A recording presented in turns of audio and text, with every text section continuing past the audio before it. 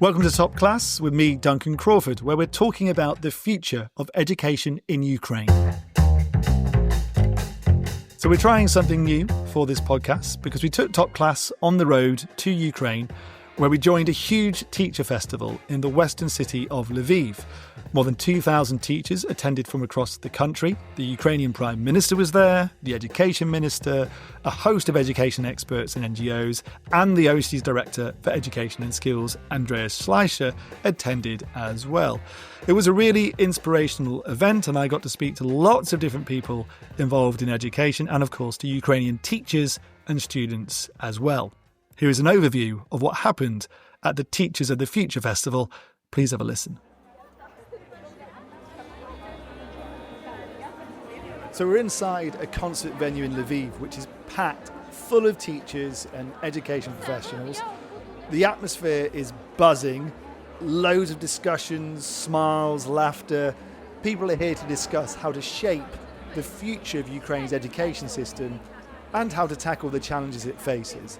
And this meeting is happening despite air raid alerts going off in Lviv just the day before.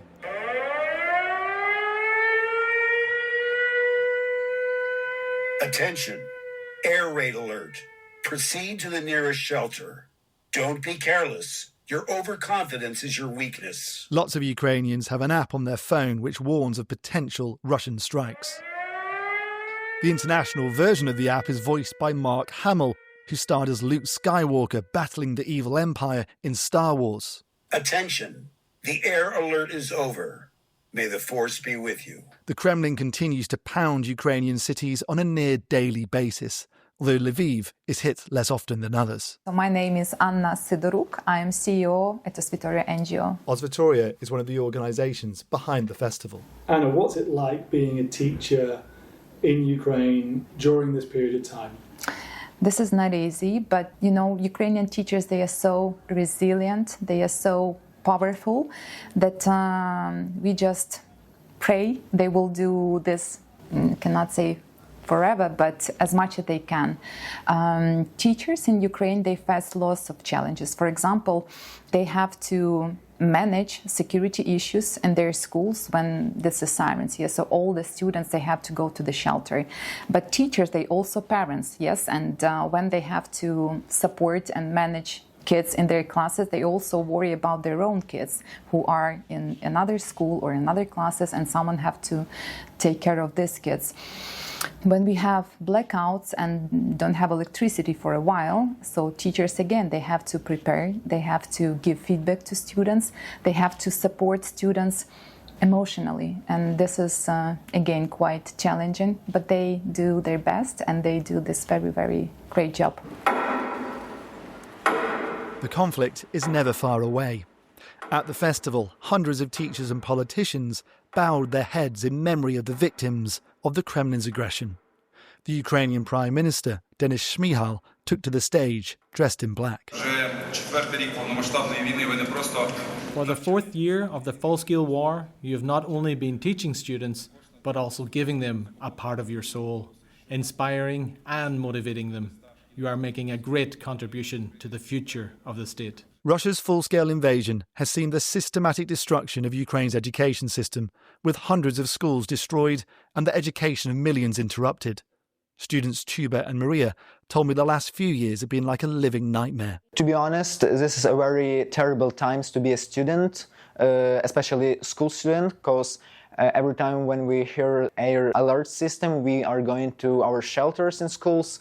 By the way, every single day I hear how my friends or family or my close friends are injured because of Russians' attack or killed even. It is challenging with all those explosions and with blackouts that were like last year or the year before that, and with the alerts. Because, for example, during alerts we have to go to the shelter. The challenges facing Ukraine are immense, and as anyone who works in education already knows, reforming education systems is notoriously tricky.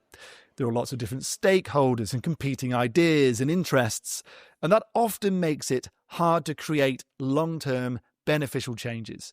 So imagine trying to overhaul an entire education system in the middle of a war.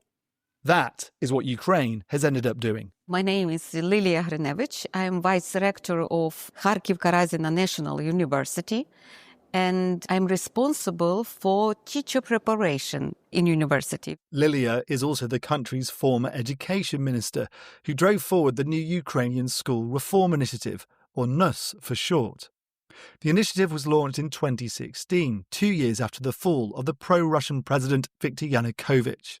The reforms introduced a revised curriculum with an emphasis on practical and social and emotional skills, with a push to move away from Soviet-era style schooling towards a more modern, student-focused model. Policymakers began by reforming primary schools and then lower secondary schools. The changes to upper secondary schools are about to be brought in. Education is a very conservative system. It's not easy to persist. Educators, they should change something, especially when they have big experience and sometimes they can't catch all the changes and try to teach students in the same way how they practiced 10 years ago. What does the reform programme mean for preparing new teachers for the classroom? We need to engage them to the process.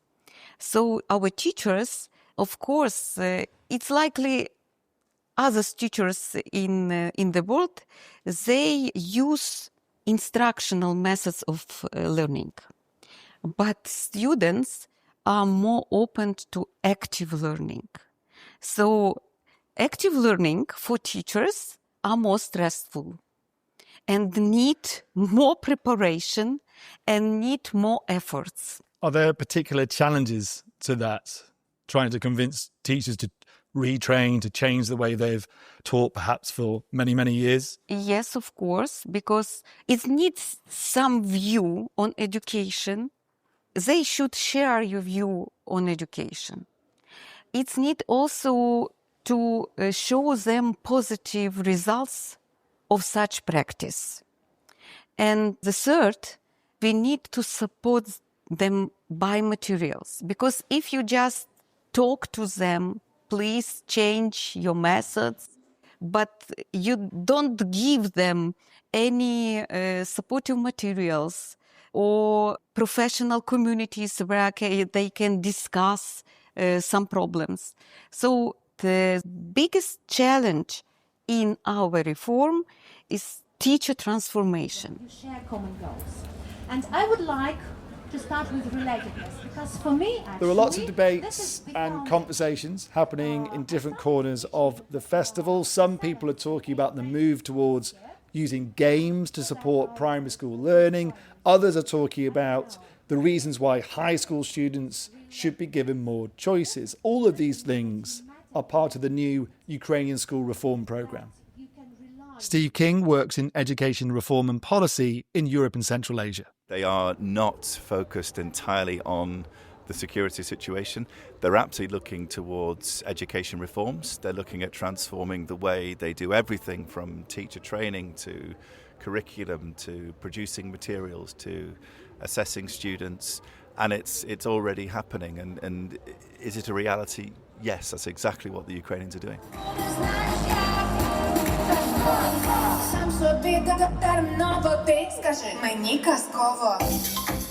The OECD is working to support Ukraine's reform, recovery and reconstruction programmes. In education, the OECD has led a pilot programme, partnering up 30 Ukrainian high schools with schools in other countries. The idea is for schools in places like Sweden and Germany and elsewhere to share practical insights to help inspire Ukrainian teachers. Yes, we are delighted to have a partner school from Britain, and it's Tain School. We started our partnership last June. Alexandra Voshishin is a head teacher at Zalishka State Gymnasium in western Ukraine. Ukrainian students meet online with English students to discuss issues like history and language. We celebrate European Language Day, so we decided to prepare presentation with the students, and our school, partner school, also prepared the presentation, and students were free to speak about their attitude and what the language means in their lives. So are the students in England then speaking online to the students here in Ukraine? We speak English, and we see that the students from England are interested in learning more about Ukraine. They want to hear our students' voices, and they want to know the truth about the war. Our students are also speak about the challenges they are facing now, because some of the relatives are at war, and there are a lot of losses, so we have to support our students in difficult situations. During such meetings, the students will see the school life. They learn about the school life of their peers from England. They have noticed a lot of things they have in common. What are you gaining from this partnership? Has it influenced your teaching in any way? There are good practices that teachers share with us. For example, we saw that in the morning they have a gathering of all the school students in their classes with their teachers, but we don't have such. It was a presentation prepared by the teacher for the school in England, and we were invited to that lesson, let's say, and we understood that it was online in each class, so it was not necessary to gather all of them in one space, in one assembly hall, but just it's one of the ways we can use as well. The pilot scheme with international schools will be expanded next year with plans for a national rollout from 2027.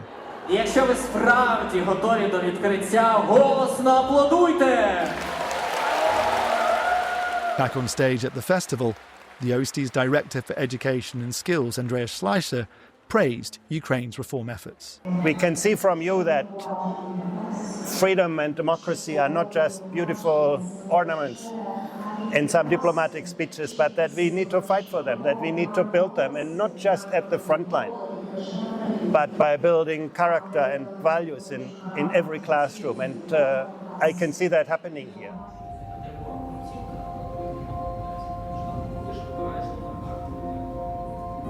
Not far from the festival, I'm shown a mould for making prosthetic legs at a specialist clinic called the Superhuman Centre. It treats war victims. There are currently more than 100 patients, and many have had their limbs amputated.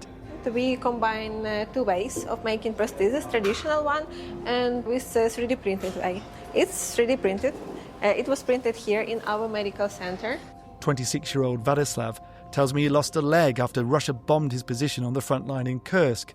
He's learning to walk with a prosthetic leg, while 27-year-old Victor is sitting in a wheelchair after losing both legs from a mine. I am very optimistic. I don't feel sorry that I lost my limb, he tells me. Why, I ask. Because this is what I did for a better future for Ukraine, he responded.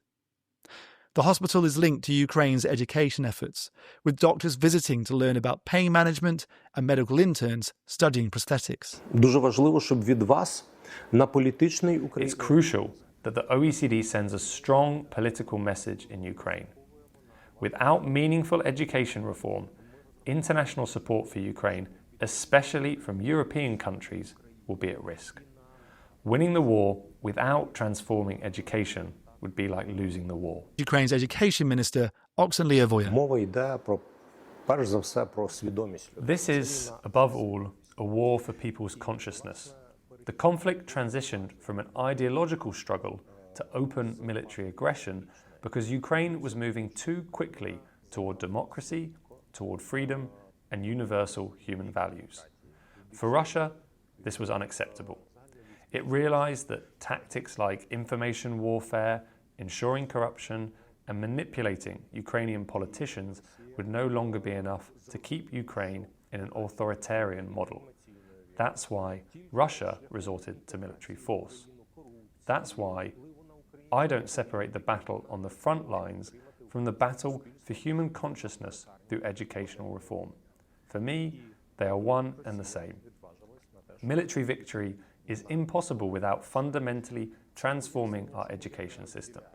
We must break free from authoritarian models of interaction between principal and teacher, teacher and student, rector and professor.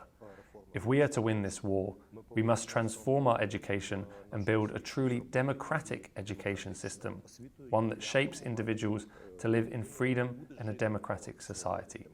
That is the challenge we must rise to. І хтось повинен був прийняти.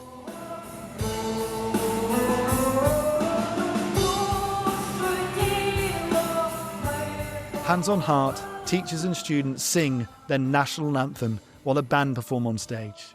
We'll not spare either our souls or bodies to get freedom, they sing. That freedom includes Ukrainians having the choice to transform their education system. The horrors of Putin's war may overshadow much of life here, but Ukrainians are determined to fight for a future that they control.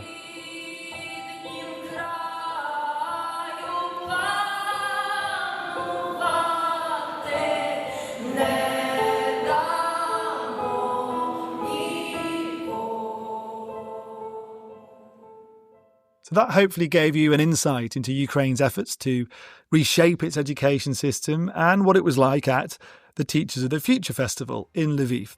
Thanks to everyone at the festival who spoke to me, to the organisers, and a special thank you to Anna Dichenko, she gave so much support in the creation of this podcast. You know who you are. Thanks to all of you who have listened. If you're interested in this topic, then the next podcast we release is going to be an extended interview with Ukraine's former education minister, Lilia Herenovich, who explains in more detail about Ukraine's education reform plans. Please tune in for that. But for now, that's it. This has been Top Class. All the best.